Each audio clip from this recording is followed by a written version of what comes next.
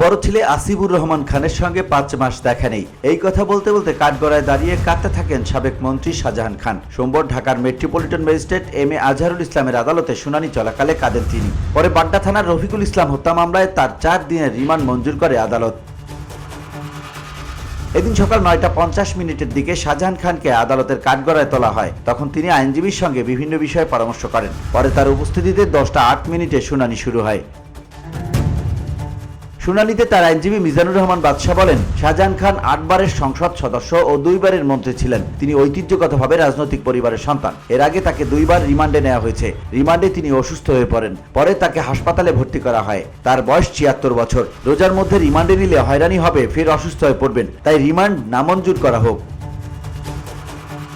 Remand শুনানি চলাকালে 10:27 শাহজাহান খান বলেন, মাননীয় আদালত, আমি কথা বলতে চাই। পরে আদালতের অনুমতি নিয়ে কথা বলতে শুরু করেন তিনি। এ সময় তিনি বলেন, আমি জড়িত না। কেন এই মামলা হলো? শুধু আমার বিরুদ্ধে না, আমার বড় ছেলে আসিফুর রহমানকে আসামি করা হয়েছে। তখন কাঁদতে কাঁদতে তিনি বলেন, আমার ছেলের সঙ্গে 5 মাস আমার দেখা নেই।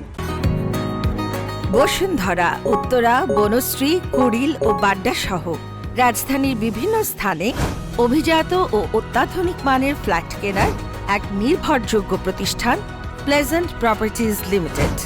তাই আপনার স্বপ্নের আবাসনের জন্য আজই যোগাযোগ করুন। Pleasant properties limited, where destiny matches eventually. তখন বিচারক বলেন, আপনার বিষয়ে আইনজীবী কথা বলেছেন। তবুও শাহজাহান খান 2 হাত জোর করে কথা বলার জন্য সময় চান। তিনি বিচারকের উদ্দেশ্যে বলেন, আমার কথা শুনতে হবে, আমাকে একটু সময় দেন। ষড়যন্ত্রমূলকভাবে এই মামলা দেওয়া হয়েছে। তিনি কাঠগড়ায় দাঁড়িয়ে টিস্যু দিয়ে 2 চোখ মুছতে থাকেন। শুনানি শেষে আদালত তার 4 দিনের রিমান্ড মঞ্জুর করেন। VOD Bangla news desk.